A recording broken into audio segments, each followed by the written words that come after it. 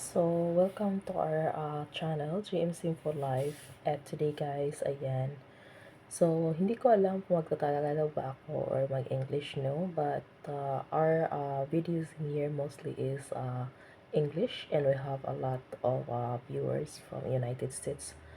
So, I know I don't have a much of upload for the past few weeks, which is because um, this is what happened, guys.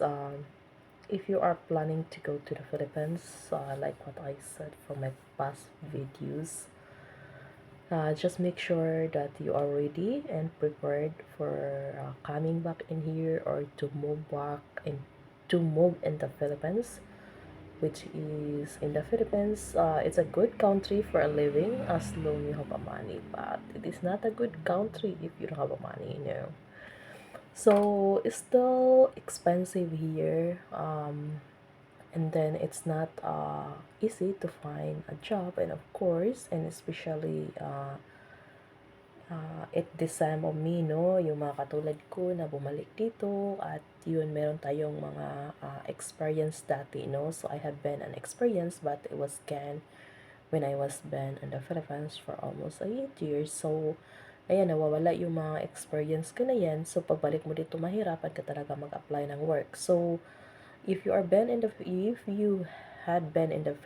United States, make sure that when you decided to coming back here in the Philippines for good, or else if you're a foreign that you decided to live in the Philippines, make sure that at least you have a stable income, or maybe if you are a retired, or you have an idea how to start for living here.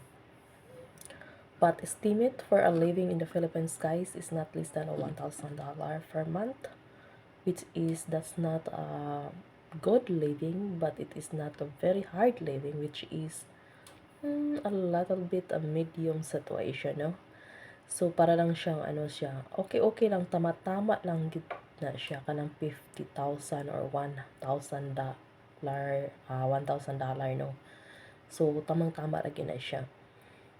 So, the cost of living in the Philippines, it's cheaper, compared in the United States, but it's difficult to find here income, no, to earn an income in the Philippines. So that's why we have to be prepared before we decide in here.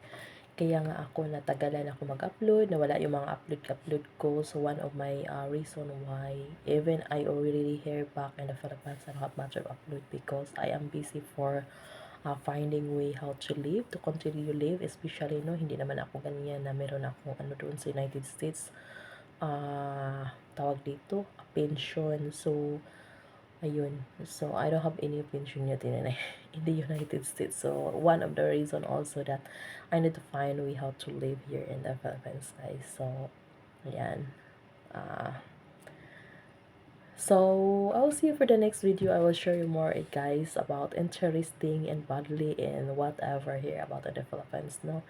So, ayan. Sa mga lahat po ng mga nanonood dito ng mga kababayan ko, hi sa inyong lahat. And by the way, sa lahat po ng mga subscriber ko dito since 2000, I think 19. Ayan, maraming salamat sa inyong pagmamatili. Thank you so much all of you guys. Ayan, for staying on my channel, which is, I will see you for the next time again. Okay, thank you and bye.